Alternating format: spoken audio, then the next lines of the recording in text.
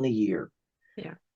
Okay, there is this thing that whether you, and I'm sure you being the kind of people you are, you've probably heard this. If you haven't heard the phrase, you know the phrase the moment I mention it, we start talking about it.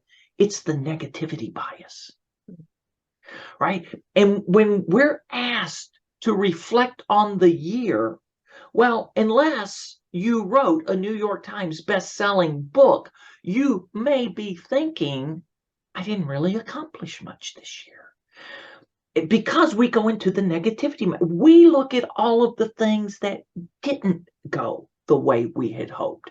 Dan Sullivan, success coach, wrote this amazing book. It's well, actually, Benjamin Hardy wrote the book. It's Dan Sullivan's idea. The gap or the gain. The gap or the gain. That most of us, entrepreneurs, high achievers, the first thing we look at when somebody asks, so how's it going? How's business? How, whatever, we look at the gap between where we are in this moment and where we really aspire to be. And what we see is a gap. So if you're reflecting back on this year and you go, well, how was 2022 for you? Or if you're watching this some point in the future, it's another year, you're wondering, often the first thought is, well, the things that didn't happen, the things that didn't go as well as I had hoped, right? I had hoped we'd have dozens of people, hundreds of people. We got 2, right? I mean, that's gap thinking, gain thinking. Wow. Let's reflect back where you were this time last year. And what are all of the things, however large, small, significant, seemingly insignificant, have you accomplished? Have you created? So one day, I was calling my friend Laura. Laura's a creator. Yeah. And Laura had just created her first program on the platform that we host, 30 Days in the Power of Gratitude, the 7-day exploration of gratitude, 21 days, 21 ways of growing gratitude. All of these programs we host on one platform. And I've now hosted 30-something programs on that platform. Laura was hosting her first. Yeah. And folks,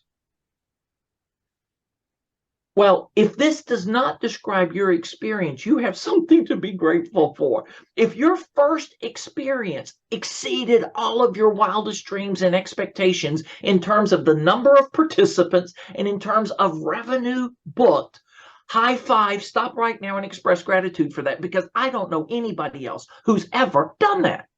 Do you, Michelle? Exactly. No, I agree completely. Yeah. Right. So, wow. Yeah.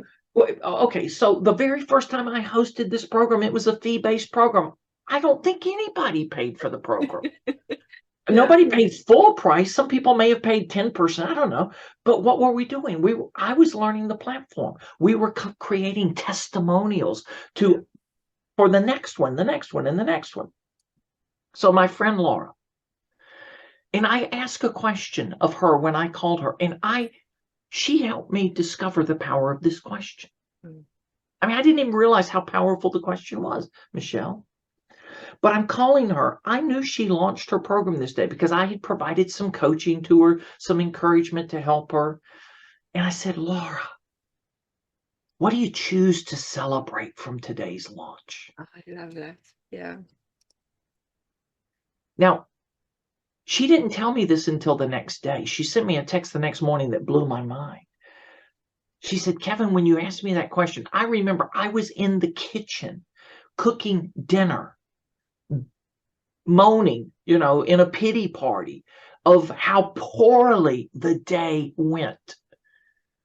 And you asked me, what do you choose to celebrate?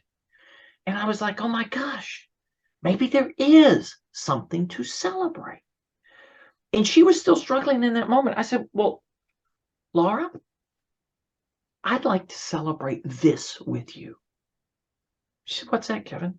I said, this time yesterday, this offering didn't exist. Yeah. Today it does. Yeah. I'd like to celebrate.